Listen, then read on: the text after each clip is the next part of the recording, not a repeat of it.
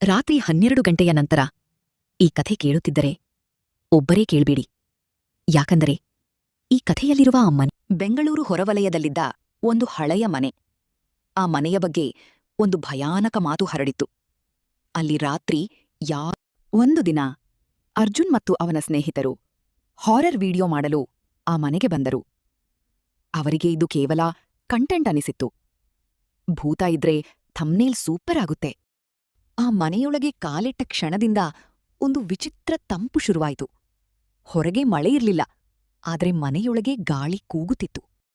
ಹಠಾತ್ ಮೇಲ್ಮಹಡಿಯಿಂದ ಹೆಜ್ಜೆ ಶಬ್ದ ಕೇಳಿಸಿತು. ಧಡ್ ಧಡ್ ಧಡ್. ಕೊಠಡಿಯೊಳಗೆ ಯಾರೂ ಇರ್ಲಿಲ್ಲ, ಆದರೆ ಅವರಿಗೆ ರಕ್ತವೇ ಗಟ್ಟಿಯಾಗುವ ದೃಶ್ಯ ಕಾಣಿಸಿತು.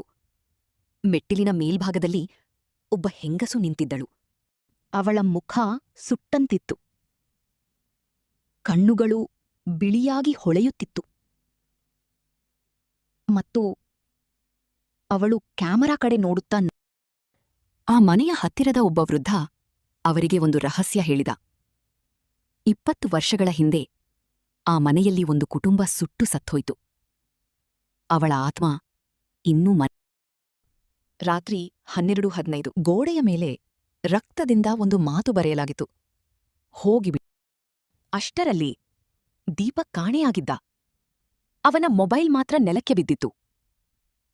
ದೀಪಕ್ ಎಲ್ಲಿ?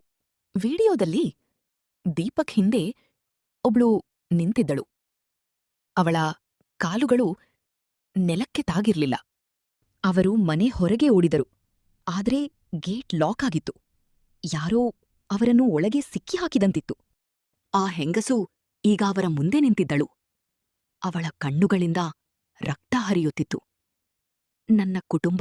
ಹಠಾತ್ ಕಿರಣನ್ನು ಯಾರೋ ಒಳಗೆ ಎಳೆದಂತಾಯ್ತು. ಅವನ ಕಿರುಚಾಟ ತಾನವಾಗಿ ನಿಂತು ಹೋಯಿತು. June, save me! ಮುಂದಿನ ದಿನ ಬೆಳಗ್ಗೆ ಪೊಲೀಸ್ ಮನೆಗೆ ಬಂದರು. ಆದ್ರೆ ಶಾಕಿಂಗ್ ವಿಷಯ ಏನು ಗೊತ್ತಾ? ವಿಡಿಯೋಯಲ್ಲಿ ಅರ್ಜುನ್ ಒಬ್ಬನೇ ಕಾಣಿಸ್ತಿದ್ದ. ಇಂದಿಗೂ ಆ ಮನೆ ಖಾಲಿಯೇ ಇದೆ. ಆದ್ರೆ ರಾತ್ರಿ 12 ನಂತರ ಅಲ್ಲಿ ಕ್ಯಾಮ್ರಾ ಆನ್ ಮಾಡಿದರೆ ಒಬ್ಬ ಹೆಂಗಸಿನ ಧ್ವನಿ ಕೇಳಿಸುತ್ತಂತೆ. ನನ್ನ ಜೊತೆ ಉಳ್ತೀಯಾ? ಈ ಕಥೆ ನಿಮ್ಗಿಷ್ಟ ಆದ್ರೆ ಲೈಕ್ ಮಾಡಿ, ಸಬ್ಸ್ಕ್ರೈಬ್ ಮಾಡಿ.